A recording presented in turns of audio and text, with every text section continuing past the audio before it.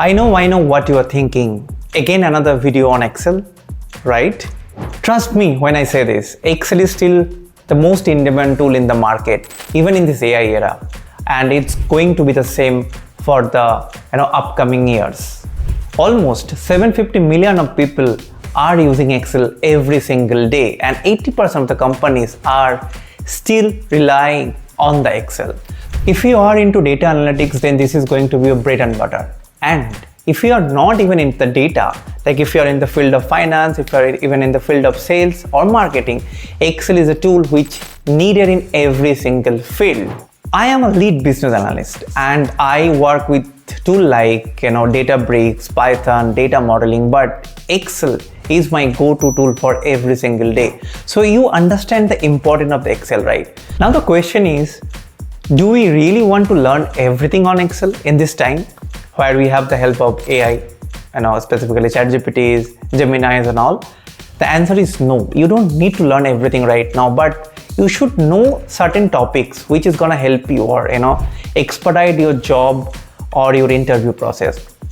In this Excel tutorial, I have covered all these concepts, including the advanced Excel, which is going to help you to get interviews, to help you in the jobs, or maybe if you're doing something even not into a data or analytics, it's gonna help you. Like if you're working into the HR, maybe marketing or sales or finance, you need an Excel, right? So you need all these functions.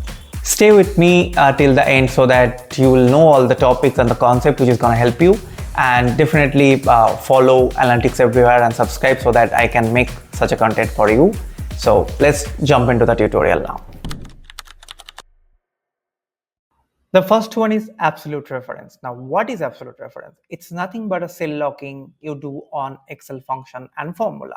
How does that work? Let me show you. We have a table which has a month, quantity and amount. We need to get the remaining amount based on the quantity and amount available on the row number 2.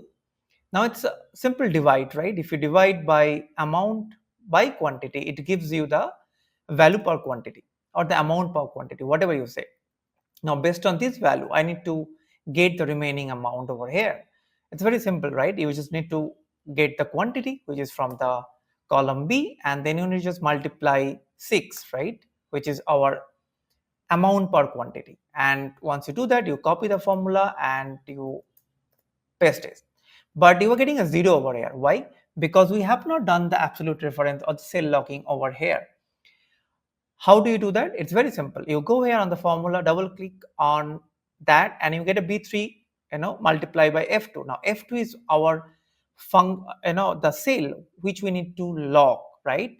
What is the easiest way to do that? You go and you click on F4 and you see the dollar sign over here, which is beside the F and beside the 2. It means that it is locked. And once you do that, you copy and you paste your formula and you get the details over here. And this is what we call cell locking. And I'll show you also in the remaining function that how does this cell locking or the absolute reference impact your function or formula. Now we have a table which has region, quarter and sales. Now region, we have east, west, south and north. We have quarter of Q1, Q2, Q3 and Q4, and sales in lakhs. Now the task is to get the total sales amount for every region. What is a way to do that? We can apply something called SUMIFS. Now it is a combination of sum and ifs. Okay. We start with equal to and then we'll just write SUMIF, and once you write that you get two options. One is SUMIF and one is SUMIFS. The difference is that the SUMIF can take a single argument, whereas SUMIFS can take multiple argument. Now it's always better to use SUMIFS because if you need it, then you can apply multiple argument of the criteria over here. Now the first one is to sum range. Now my sum range is sales, which is column C. I'll just go here, and remember we have already learned about the absolute reference or the cell lock. What you need to do, you need to press F4 and it is locked because we need for north, east and south as well. And then the next one is my criteria range 1, which is what? My column A, the region, because we are going to filter on region east. And again, I am going to lock that. And then next, I'll just select my east from the F2. And once you do that, and we don't need to lock over here on the F2 because I'm going to drag and drop, and once you drag and drop, the F2 will become F3, F4, F5, so on and so forth. Okay, and once you click on that, you close the parentheses and you enter, you get your entire sum. How do you check that that number is correct or not? Let's apply a filter, Control Shift L, and then you go here and you select for East, and we'll just see, and we'll see sum over here, which is 3370, and our number is 3370, which is, it is working fine.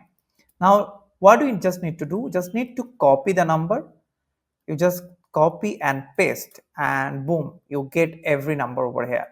How do you check that the entire process is, or the entire sum is correct or not? My entire sum is 8910. Now let's see if I go here and select, which is 8910. So it is correct.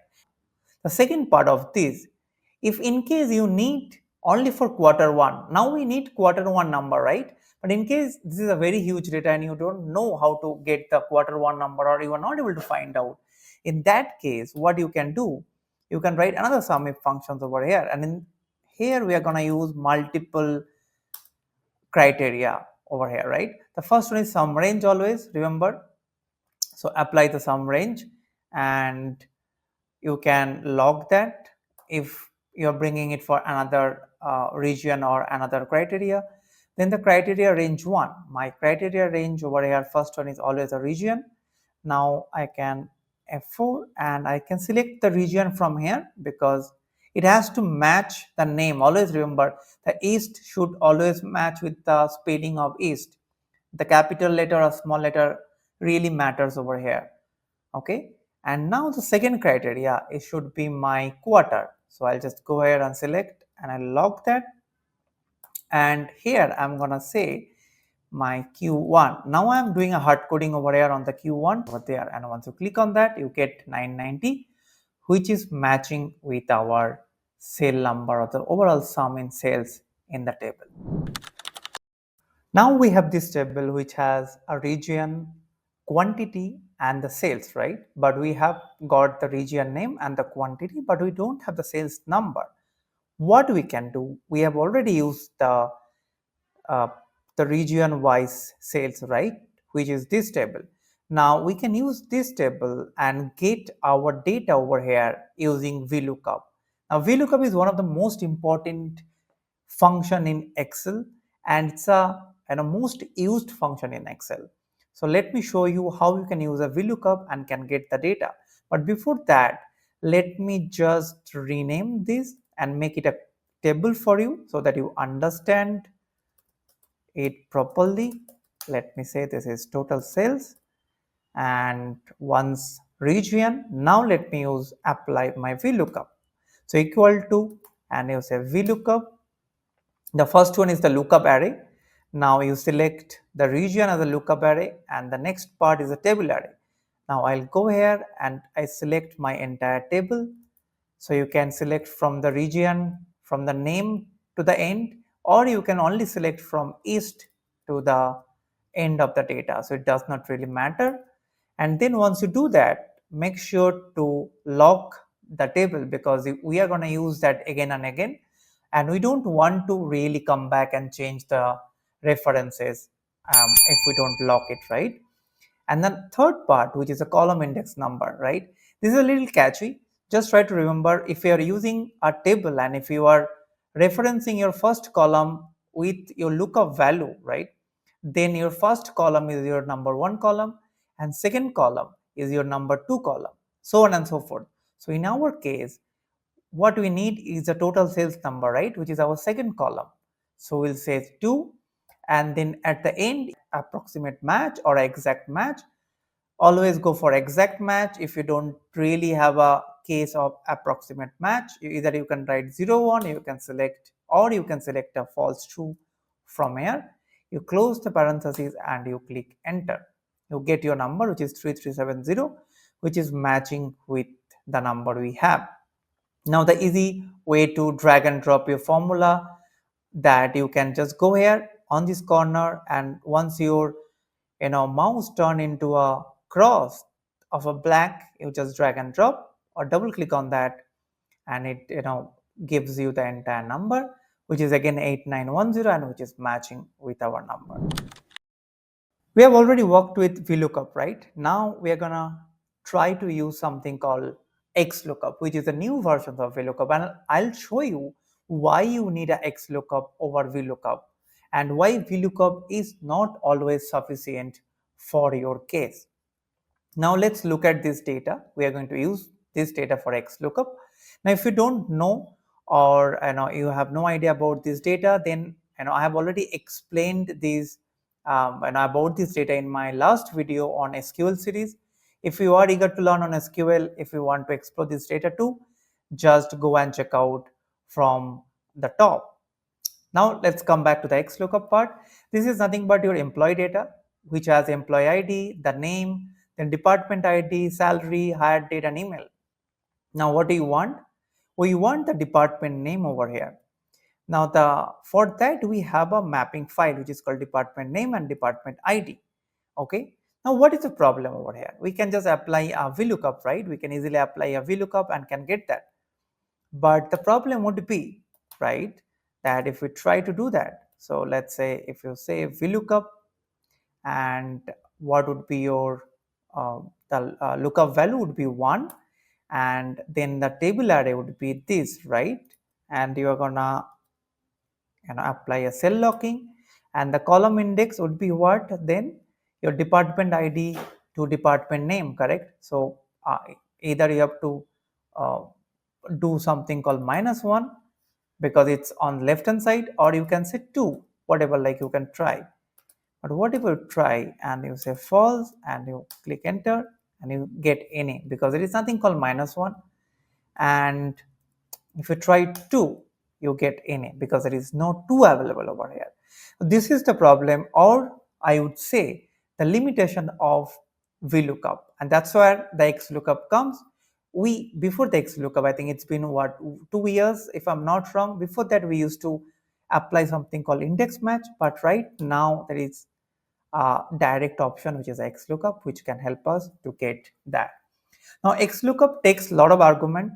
I'll tell you what and how you can use that. The first one is a lookup value.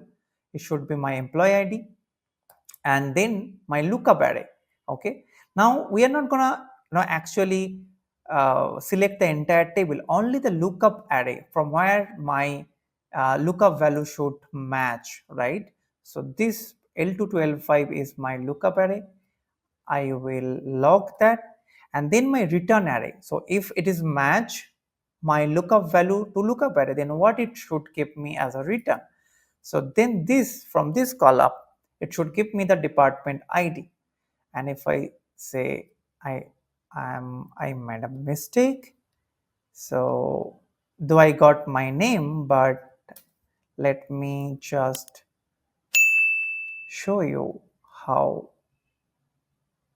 Okay, I have logged, and the next one is if not found, and I say NA.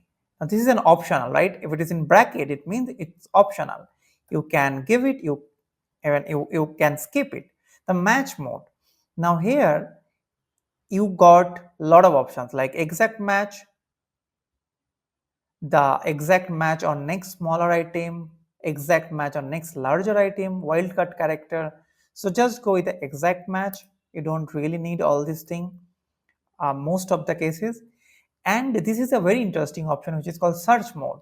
Now search mode is nothing but, let's say you have a duplicate numbers over here. In that case, this search mode comes into a play, or in any other scenario you can just select a default by 1. So it will search from top to bottom, and once you click enter you get HR, right? And if you remember, we have selected the employee ID, but here we should ideally select the department ID. That was a mistake I made. So what I can do, instead of A2, I'll just refer to D2, which is my department ID. So I say HR and I'll make it a department name. Now in case, just for an example, if I make a changes to 3 to 9 or 7, you see you get NA, because we have already said that if there is no match, then give me an NA. Okay, so that's how you can use your XLOOKUP, and it can overcome the VLOOKUP incapabilities or the limitations.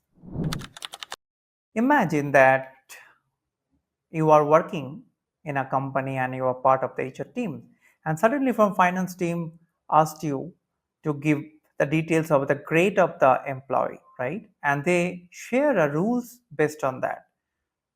Okay, what is the rules?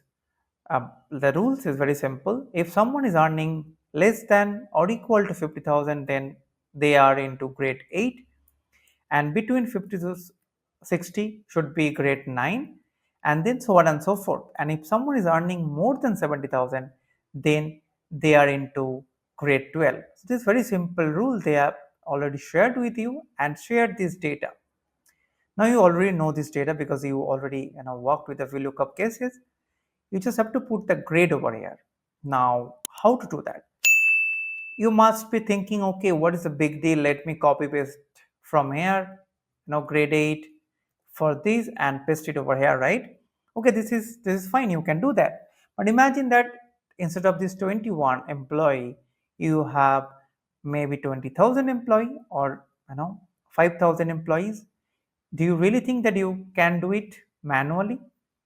For that, there is something called if and if else, you know, come into the picture and can help you do it automatically through the function.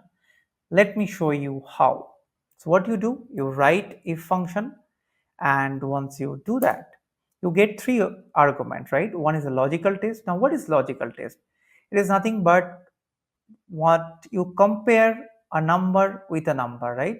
It could be equal to, it could be greater than, could be less than equal to, or greater than equal to. That's what we call a logical test. Here we're gonna do with the E2, which is our salary, and we say if it is less than equal to 50,000, then my value should be grade 8, okay? And if it is not, then I'll just put NA for now and see what will happen. We are getting grade 8 over here, and if I do the drag and drop, I get all the NA. Why? Because there is no other salary out there which is less than or equal to 50,000, which is correct. We got the grade 8, but how to get the grade 9 over here? Now the next part of this function is to nested if, or the if else. Now there is nothing called else here in the Excel. What we use is the if else. What we say is the if else, but this is actually a nested if. If inside a if. How to apply that? Now imagine that this logic as if this E2 is true, then give grade 8 as a return, right? If it is true. But what if it is false? What it was giving us any, but instead of that, I can define another if function. I would say if this my 50,000 again less than equal to 60 in this case, then it should be grade 9, right? And if not, now I will define as NA once again, and what I do, I will drag and drop and I'll get grade NA, correct?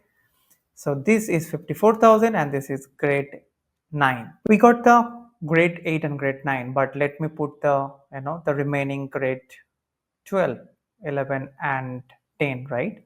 So we can follow the same thing. Instead of NA, you put another if, and then you define the same thing equal to it should be 65,000, and if it is 65,000, then it should be grade 10, and once grade 10 is done, then you can do the same thing on if it is equal to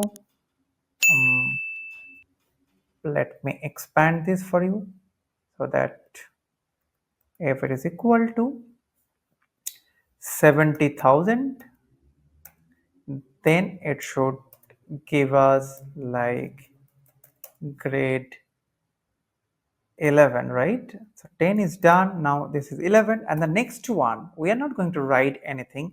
We're just directly going to write a grade 12. Why?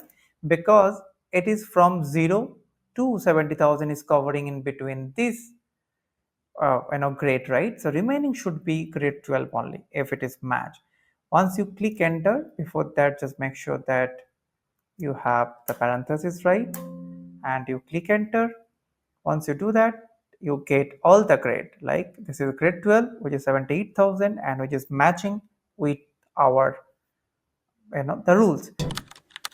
I'm going to show you something which is very much needed most of the time if you're working with the Excel function. One of the common questions we get sometime in an interview or maybe in a work that, hey, I have this data. Can you please give me the domain name? Now, when I say domain name, what is a domain name? Now, if you see, this is an email address, right? On right hand side, we have something called example.com. Now, I have not added any domain name specifically just to avoid any kind of conflict. But whatever like you see after the @ is called domain name. Now, instead of example.com, we can have google.com, we can have yahoo.com, or maybe Outlook, any domain we use, or maybe any company domain that is our domain name.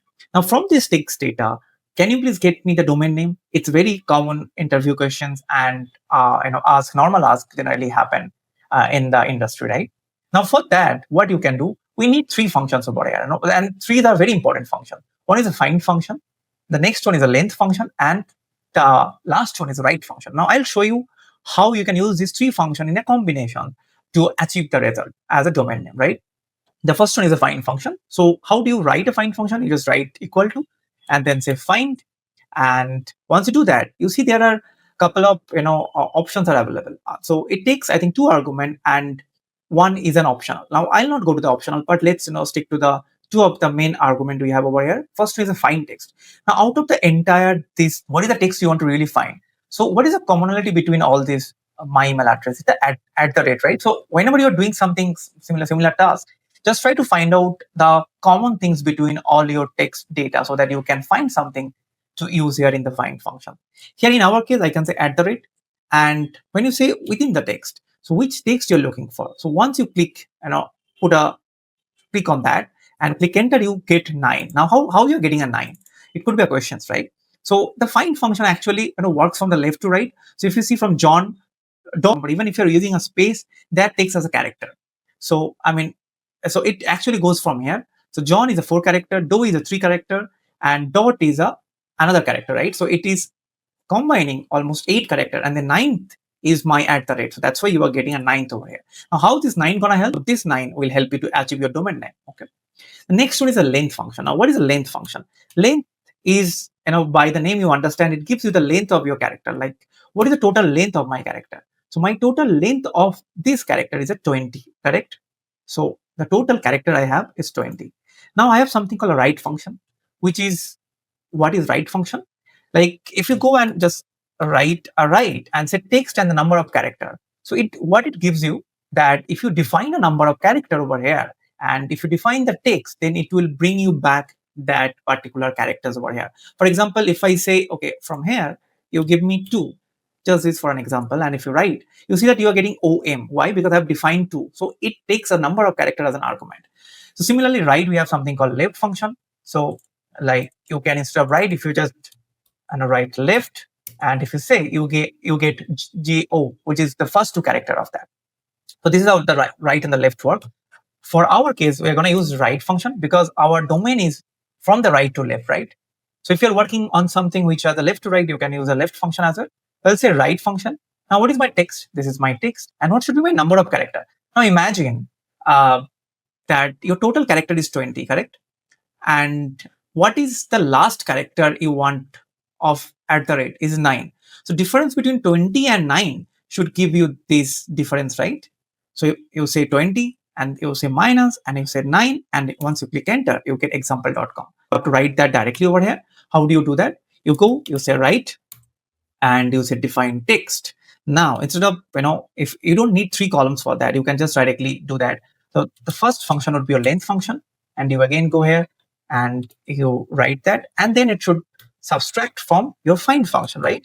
So you find, and you say at the rate is my character, and from this I need to find that, correct? I'm not locking anything over here. If you don't know what is cell locking, so please go and check out my first part of the video, or I have talked about the cell locking and the absolute reference. But I don't need a lock over here because I'm not drag and drop anything on the right hand side or left hand side. It's all down, so it should be flexible to support that. So I don't need the entire part. Now, if I just go select and drag and drop, you see you get every details over here as the example.com. So that's how you use the text function. Now, this looks fine, but what if you need to add more, colors to that, like which will, even instead of looking into the numbers, now imagine you have a lot of data. Now this is like 4 or 5, you can, manually check one by one. But what if you have a lot of percentage available over this column and you just wanted to look at the color and can just figure out, okay, hey, this number is going right or this number is going wrong or up and down. How do you do that? So there is something called conditional formatting available inside the home button, which can help you to achieve the same thing. What do you have to do? You have to go and select. I'm not selecting the total, if you see, because total will impact the distributions. So I'm selecting only the 4 department, and I'll come here on the conditional formatting. I click on that, and there are a lot of options available on conditional formatting: highlight cells, data bars, color scales, and all. But I'll show you from my experience that what is the most used conditional formatting things over there, so that you don't get overwhelmed by the all the type of conditional formatting. So first one is the color scale. So we use a lot of color scales in the industry, and the best one is my red, yellow, and green. Now it's always depend on the kind of analysis or kind of output you're looking for. For this case, if I am looking for something like, let's say, which department is taking up more salary. In this case, if I do that, and I don't have to look into any of the data, I can only go to the number and I can say, okay, 34.2% is a red, right? It's a red mark, so which is like taking up more my CTC. Now, if I need to, reduce that, I what is happening in the industry right now.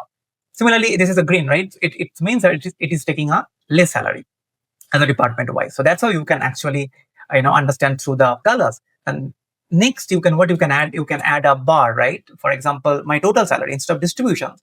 If you want to add something called data bar, you can add actually a data bar. Now, what is there? Like if you go and if you do that, like I have selected my total, so that's why you should not select your total. And if I go here and on the data bar, like if I do a green, or maybe I do a fill up, solid fill or the gradient fill, like whatever you like, you see that there's slight difference. Solid will be exactly solid, and gradient will be there would be a, some part of the slight colors will be on the right hand side.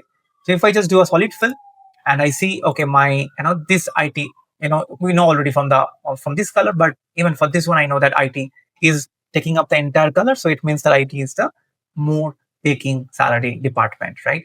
Similarly, on the average one, even we can add arrows, which is you can go here and you can go on the icon sets and you can add any of the icons over here. Like you can add this kind of icons, okay, or maybe you can add a non-color bar icon as well. Like if I add this icon and if I just take up a little space over that, so it gives you from the data, like now this department, the HR is taking up the lowest salary, and it's on the down arrow, and this yellow one is like a median size. So finance department as a department is doing white, right? IT and marketing is taking up the more CTC over there. That's why this is a green. Now I can, what I can do, I can even change my color to something like the shapes and the color. Like I can do this as well. I can also do this as well. Okay, it in the kind of colors you can select, so you can do that in the conditional formatting. If someone asks you that, can you please give me the department wise salary, being part of the HR team, you need to figure out how to do that. So the best way to summarize the data in Excel is a pivot table. So what is the way you can apply a pivot table? So the the normal way, you can just go here, select the entire data and go to the insert. Then you go here and you can apply a pivot table from table and range. Once you click on that, you see that you get this window pop-up, which is already taking the A1 to A21, which is you have already selected. So if you don't select, you can also you can come directly over here and you click on that arrow and then you can select that as well. Both works, and then you click OK and it takes you to the pivot table window. Now remember that you can either choose a new worksheet or an existing one. I always prefer a new worksheet because it gives me a more space. But if you want to do it in an existing worksheet, you can just define the cell from over here, like you can something like that. So from here, your pivot table would be working. What is a lazy way to apply a pivot table, which I do all the time? I select the entire data, which is Control Shift, right arrow and down arrow, and then Alt N V T. So this is a shortcut, you remember, and then you can apply the same and you click OK and it takes you to the pivot table window. Now in pivot table, what is our first question? That department wise salary and what is the total employee count, right? So what we need to do, we need to first get the department name, right? So my bad. Now I'll take the department name over here, so which is finance, HR, IT and marketing.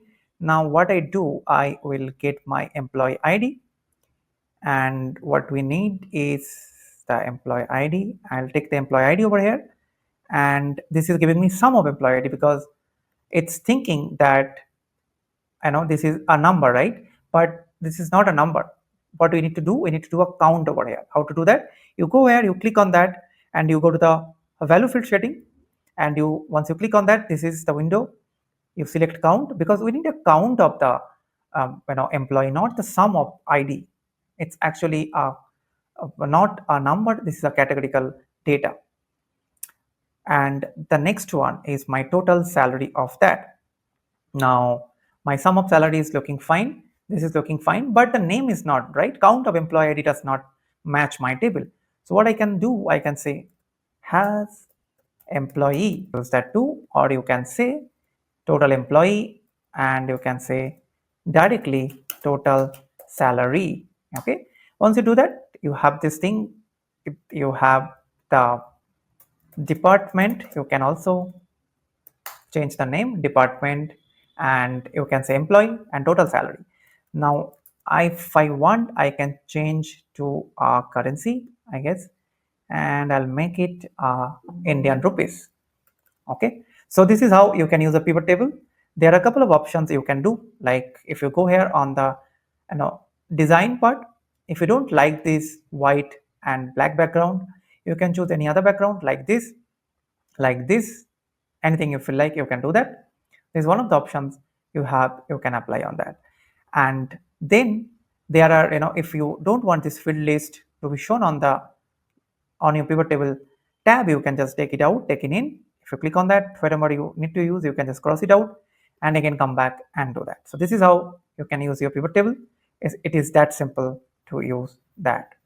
Now if I want to apply a filter, how do I do that? So for example, let's say my grade is over here, correct?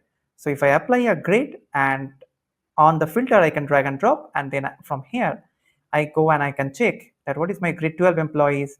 So only an IT has a grade 12 employee, which makes sense, and the HRs and the finance, IT and marketing. Now if I want to just do a ascending the salary, like which department is earning less and which department is earning more.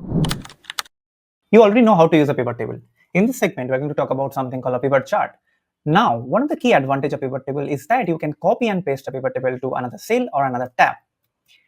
The advantage is that you don't have to create it from the scratch. You just go Control C and go to any of the tab or any of the cell and Control V, and boom, you get the entire the segment of the pivot table. Now on top of that, if you want to apply a chart, there are two ways you can apply a chart. One is the insert options, where you go and insert your chart, and there was a native way, which is like you go to the pivot table analyze and you click on pivot chart, and then you select a chart from that. For this segment, we are going to read off the employee count, and we'll just keep the department and the total salary, and we'll again go to the pivot table analyze and click on pivot chart, and we'll select a bar chart for this one. Now this bar chart is for this data. Here, one of the advantages is that you can apply a filter. So if you see the total salary is already available, which is this column, and department is already available, department name is this column. Now the filter you can apply on the department name from the data. If you do that, the HRs, and then you see that data and the chart, both the filters gets applied. Similarly, if you go on the chart and if you apply a filter, you can apply the filter from here too, and your chart and your graphs and your data the filter will be applicable for both the cases. So this is the advantage of using a pivot table for base of a chart. Now there are a couple of things you can do over here on the chart. One is you can change the name, or you can add a data label. So right, you go to the element chart elements and you can say, okay, give me the data label on that, which a little makes sense for any of the chart if you're working on. And then you can say, okay, what about the name? I can just go here, double click, and I can say total salary by department. something. You can give any other name. You can probably format that. For example, I can copy and Control B. I can just make it a bold and put it on top, and my chart is ready. Now this is one of my chart, right? What if I want more chart? So let me create more chart on top of this pivot table. So what I can do, I can Control C, Control V, and I can create more chart, right? Now I don't want my total salary. I want my total employee in this case, which is my department wise. Now I don't want my sum, right? What I want is my count of the employee, because ID is a number, but it's actually a categorical number. So you don't need a count, need a sum over here. You need a count. Now here again, what I can do, I can change the name saying has employee. Now this has defined as account in the industry. I can again go to the pivot table analyze segment. I can click on pivot chart, and in this case I can select a column chart, and now I can do the same thing. You see that you have the employee and the department. Again, I can click on data labels, and my this I can change the name to say total employee by department, right? So this you can do. And imagine that you work for a startup and that has only 20 employees, so that for them this data is very much applicable. Now you have two charts, right? What if I want to create another chart, which is like I can create a pivot table over here, and I can say, okay, not the department, I need my grade, right? And I don't need my employee. What I need is my total salary. So I can bring my salary, which is my total salary, and this is my grade wise salary, right? Now instead of sum, I can say total salary. And once I go here on pivot table analyze, I can go to the pivot chart, and this case I'm going to use a pie chart. I'll click on that and I get my pie chart, and now I can say grade wise salary. Okay, so this should be a grade. As we copied, I think the department name was there. So this is my chart, right? So this looks fine. But what if I want to create or make a dashboard out of this? What I can do, I can simply go here, click one, sheet one, and I go to the view, because you need to just make it a little, it should look a little better, right? I can go here, I can and I can copy, and what I can do, I can paste it over here. Now I'll just format it, and you see you can format that chart like the formatting. You can resize that for the formatting case. I will just make it a little bigger, and I would say okay. And what I can do, I can just make more space for my dashboard, and so this is fine, this looks fine, this looks fine, right? Now what if you want to apply a filter, right? So what generally you are going to do, you're going to select a department name, and let's say marketing, and you click OK, right? So you are able to apply a filter on a single chart. But what if you need a filter which will be applicable for all the charts, or you want to apply a filter on this chart and want to understand like for which department my grade is, how the grade is span out? For that we have something called a slicer. What is slicer? Slicer is nothing but a visual filter which you can apply on this chart. Let me show you how we can apply the slicer. Let me bring the slicer. So you go to the pivot chart analyze, you can click on any of the chart and you can go there, and you click. Once you click, you get all the options from the data. Now let's say if I want my department name first as my slicer, so you go here and you click on that. In this case, you got your department wise the slicer. Once you click on finance, you see I selected this chart, so that's why whenever I apply, I get my this IT, marketing and finance as a filter, right? You go here, you can also remove that. But what if I want to make this as my a filter for my entire chart? So what do I mean by that? Let's say if you click on a chart, it should impact all your three charts together. Okay, so once you have the slicer, what you can do, you can click on the slicer and go to this slicer and go to the report connections, and you'll be able to see a lot of pivot table. So this is nothing but all the pivot table you are using right now over here, or you have created for this tab. So what you have to do, you have to just go here and check this box and check this box. Okay, Once you click on that, you see that you don't see any changes over here on this particularly, but once you select the finance, you'll be able to see that your chart for all these trees are moving right away. So this is the advantage of using a slicer, and in a matter of minutes, these small charts become a dynamic dashboard for you. What is data validation? It's nothing but a process of cleaning your data or keeping your data intact. How do you apply a data validation? Let's say this is my grade column, right? And which has all the grade of 8, 9, 11, sorry, 10, 11, and 12. And you want to apply a data validations for cell number 22, I22, where your data should be only from grade 8 to grade 12. How do you do that? So you select the cell, you go here on under the data tab, you go to the data validations options, and then click on data validations. Once you click on that, you get these settings where you can choose how you want to do your data validation. First one is allow. Once you click on allow, you see there are options available for you. You can even choose the whole number, you can choose time, text length, customs, whatever you feel like. But in our case, the list is the best way because this is a list. And not only that, once you click on that, you have the options, right? Then you come to the source, you click on this arrow, and then you select the source, right? Once you select the source, you have the data already been applied for the data validations. Once you click OK, you get the data validations. One down arrow, it means that the data validations is already applied to the cell. Now, if you click on that arrow, you see all the 5 options, whatever applicable for your cell. But what if you would try to write something which is not from your data validation? Let me show you what will happen. If you try to write a grade 17, it throws you an error saying that this value does not match the data validation restrictions defined for the cell. So now if you don't want this value, or if you want a warning to provide to someone who is working on the data, what you can do? Okay, you can come to this part again. You can go to the data validations, and again I'll just select the list, and I can do one thing. I can again select from grade 8 to 10. I go to the input message. Now this is not a warning. This is like you are giving a heads up for someone who is going to put a data on this cell. Now either you can put a title. I can say I'll just keep the title over here. I can say please follow the rules 8 to 12, just for a hints. Okay, and then down one I can say from grade 8 to grade something like grade 12, right? I can write that message. This is an input message. Now I'll show you how it will appear on the cell, and then I can go to the error message. I can say wrong. Instead of whatever Excel gives you, you can say wrong. Check the message, and once I click OK, you get like this. Please follow the rules 8 to 12 from grade 8 to grade 12, and then you can apply through that. Now if you apply something like grade 17 this time, you will get check the message, which is like that. So this is a way you can apply that.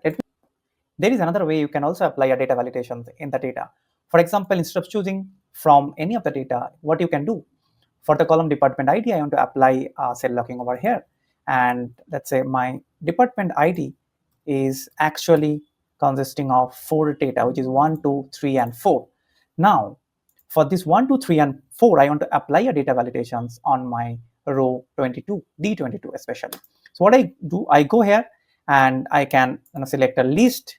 Now, this time, I'm not going to select anything directly from over there. What I'm going to do, I'll just write manually 1, 2, 3, 4. And this is also another way you can write for your data validations. Once you do that, you click and you get the details. We are in a blank Excel sheet right now, and we're going to pull the data from very different sources. Now, our data is sitting in 3 different sources.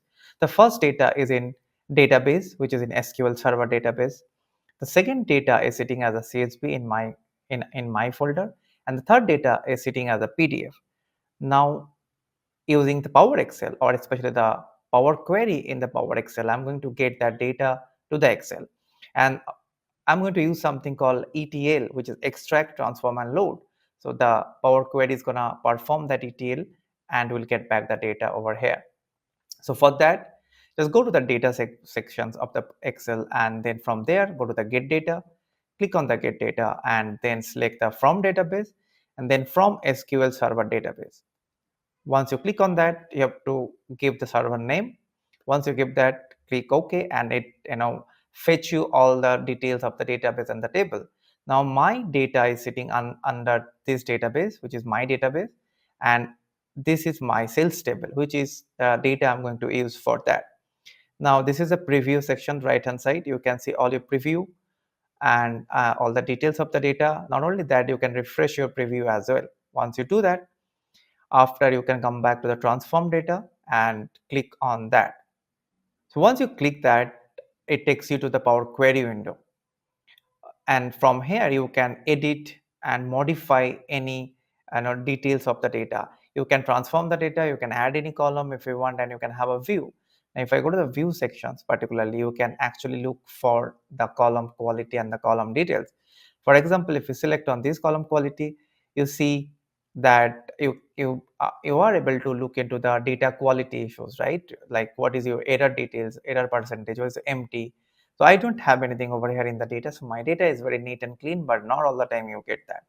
Second is the column profile, like distribution of the values of the column, right? For example, if I select anything on postal code, so this postal code has the more values rather than the any postal code available over here. Similarly, I have something called column distributions, which gives you the details of the column data, like what is my distinct, what is my unique, and all the details. Okay, I'll come back to the home. Now, my first column is my order ID, then order date, and then there is a column called cus ID name, which is nothing but a combination of customer and ID. And sometime you get this type of data. I'll show you how you can create a two separate column out of this one single column. And then I have something called postal code. Then I have product ID, category, sales, quantity, and discount. And all the data type looks okay to me.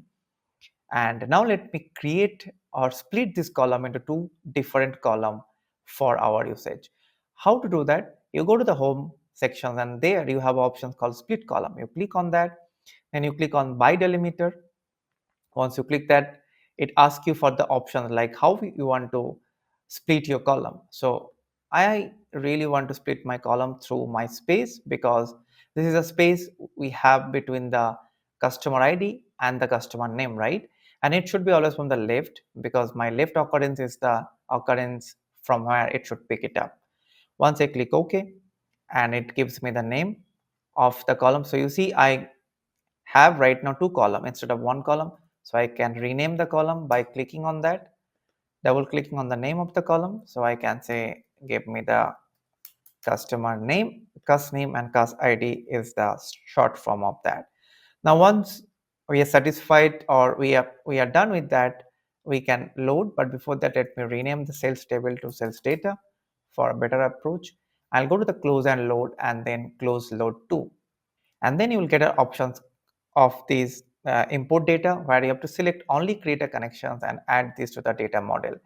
And by this way, you will be able to handle more data in general Excel can afford or can handle, right? Which is 10,48,000 some 100 rows. 4,995 rows has been added or loaded in the Excel.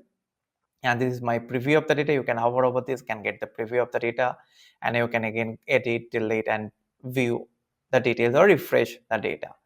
Now my second data is sitting in a CSV. For that, again, I'll go to the get data from file, and this time I'm going to select text or CSV folder, which folder, and then from that I can select my CSV. Once you click that, you get this window which has all the details. I'll click the transform data again, and it takes me to the Power Query window. I'll just check the data. So it has postal code, country, city, state, region.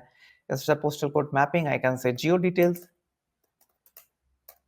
So this is fine, and I'll click enter, and I'll go to the close and load. I'll click on that, then only create a connections, add this to the data model, and okay. And once you do that, you see that 389 rows already been added. Third data is sitting in a PDF, and for that I'll have to go to the get data again, and from there I have to select a PDF options. Now the interesting part here that you have to select the PDF, and what it does, it's actually trying to convert your normal PDF data to a table data over here. Like you see that this is all the tables I have. Why? Because I have 17 page of PDF. Now this is rare. I hope you get a lesser PDF data, But once you click on that, you see all the details of that data. Now to get the every data over here, what you have to do, you have to select the folder and then go to the transform data. Once you click that, it takes you again to the Power Query window, and then you come to the ID of the column and then deselect everything and then go and select all your table like table 1, table 2. I've selected all the tables and I'll click OK. So this is nothing but I'm filtering all the tables, and then come back to the data segment. There is a dumbbell sign over here. Click on that and click OK. What it does, it's get back to the data, the column you have. Now what you can do, you can just right click and remove the other columns. So you have all the data from the PDF right now, but you don't have a header, right, which is data.column1, data.column2, which does not really make sense. But my customer ID and segment was actually my column name. So what I can do for that, I can go to the home and then I have options called use first row as header. I can select that, and once I select that, it essentially what it does, it actually takes up my customer ID and segment as a header of that. Okay, once you confirm, I can change the name as well, segment mapping PDF to, let's say, segment customer segment. I mean, customer segment is the better name. Click enter, go to the close load to, and then select only create connections and add data to the data model. So you can see that 793 rows already been loaded to the Excel. So, and if you hover over, you get the details. So by this, our Power Query work has been done and we have loaded the entire data. The next segment is to create a connections between these three data, right, or the relationship in the Excel. So how to do that? So you go to the options called Power Pivot. Once you click on that, there is an option called Manage. So click on the Manage. Now once you click on the Manage, it opens up a very new window for you, which is the first one is nothing but your details of the data.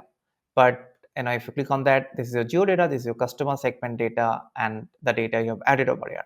But the real magic happen when you go to the diagram view of that data. So this is not a data view, this is a diagram view of that. What is a diagram view? This is nothing but where you do or create a connections between that. So let's say this is my sales data, and this is all the column I have. This is my geo data and this is my customer segment data. So now I have to connect this table through foreign key and the primary key. So for this case, my primary key for this table would be my postal code, and this is my foreign key to my geo. So I can just drag and drop and just release it over here, and it creates a connection. What is one to many connections? If you see one and start, and for this one, customer ID and segment is my details. So customer ID over here is my primary key, and I can bring that to my foreign key as cus ID over here, which is my foreign key for the sales table, and it also creates a one-to-many connections. Now you have the connections has been done, and then I can just go and close it off.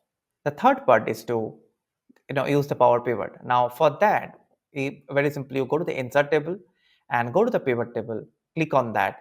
Now select from data model. Once you do that, now you can just define the sheet. Probably I can say this, and then I can click OK. So it gives me the details over here. But the advantage is that you have three tables, not one single table. So here right now your pivot table can talk to three different tables over here. For example, if I go to the sales data and I can say what is my total sales. So I can say, okay, this is my total sales, which is really good. What is my total quantity? This is my total quantity, good. And what about my category? So this is also really good.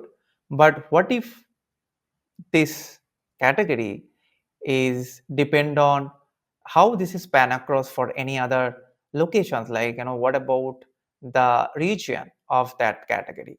So if I would like to understand the region of that, I can bring a region from my geo details, which is giving me the details of my quantity as well as my sum of the details. So you see, this is the advantage of creating, you know, the Power Pivot. And this is as simple as that.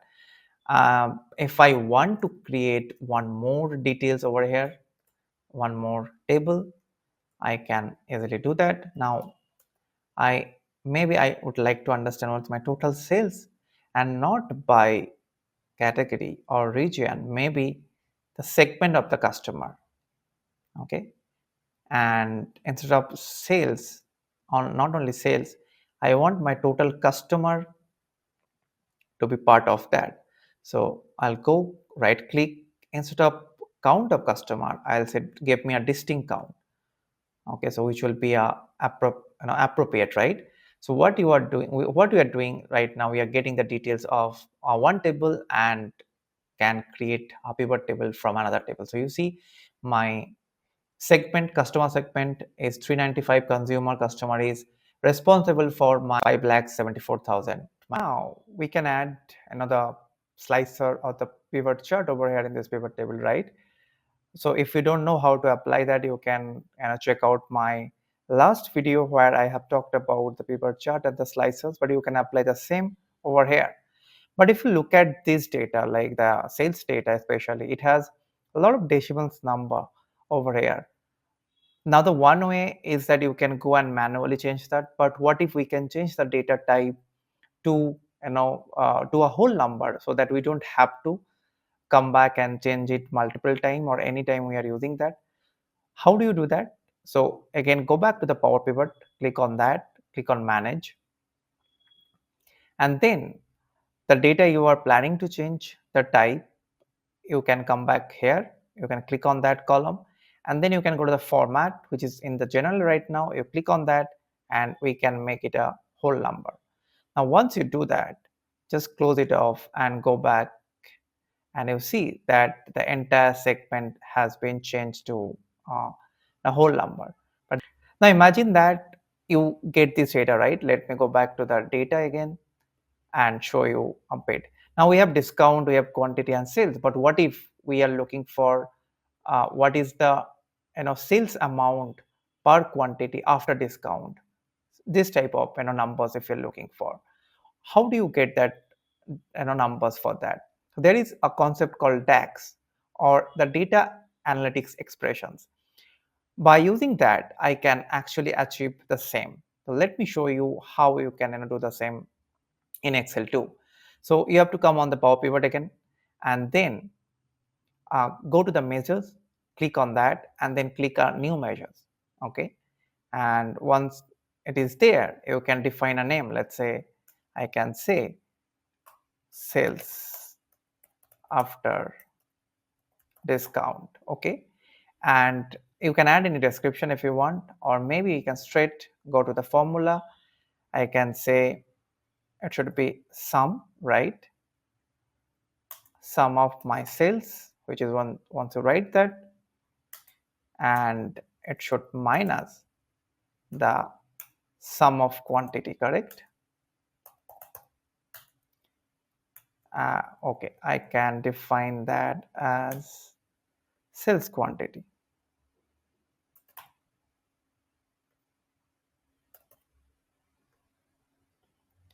Once you do that, just close, and then you can click on the check formula. I have given an extra parenthesis, and this is fine. I can define that as a number. I can say use 100 separator, decimal should be 0. And once you click OK, you get our details of sales after discount column over here. Okay, so this is one of the formula we have. You can add multiple formula like this, like the sum of sales is 5,74,012 for consumer, right, which is 5,64,000. Only 10,000 rupees of the discount has been given till now. Let's say the next one. Now I have my quantity, right? So if I go back, or maybe if I just click on manage, and then you see I have quantity, I have sales. What is my total revenue? If I want this now data, how do I do that? For that, again, I will come back here and I can click on this new measures, and then this time I can define as my measures as total revenue. And this is a bit complicated.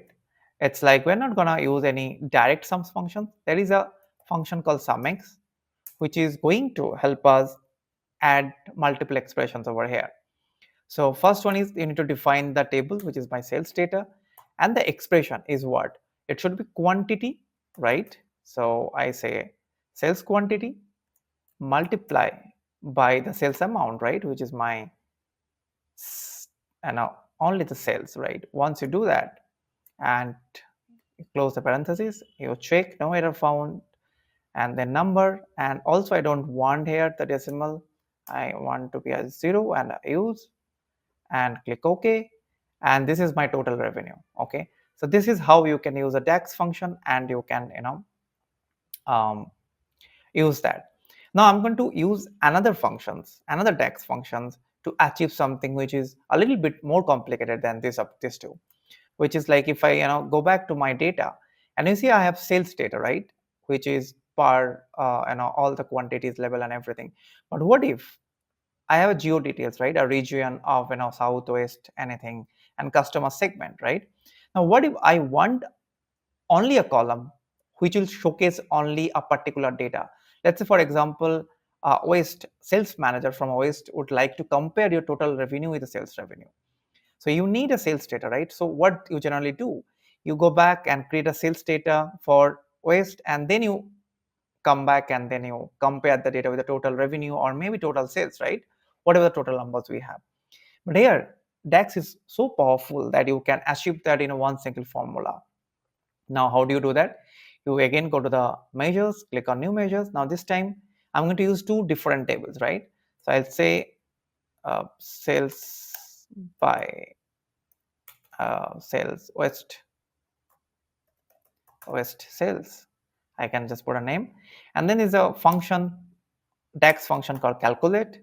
Once you do that, it takes two arguments. One is the expression, you say sum. Now sum of what? Sum of sales, right? So sales data, sum of sales, and then the next one is a filter. Now what filter do I want? I want a region filter over here. So if you write a region, it will directly come geo details, and it should be equal to my West, right? And make sure that you make the right proper spelling over here.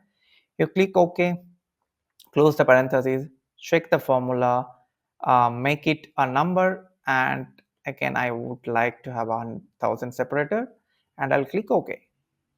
And this time I get my sales for West, right? Now if you just quickly would like to understand if this is a correct or not, what we can do, I can copy paste, and I can just go here. I want only my region, right, just to validate that if we have the right data or not. Now this is my sales. I did not add anything over here, which will be 353,688, which is 3,53,688, which should be my West number, right? So it is matching. I hope this video helped you. If it does, then please do share with someone who needs also help in the Excel.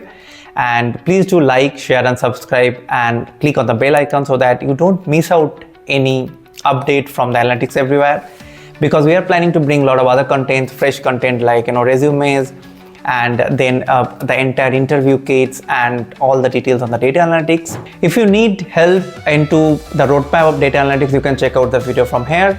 And if you need a Power BI tutorial, you can check out from here. And if you need a quick basic learning on the SQL, then you can check it out from here.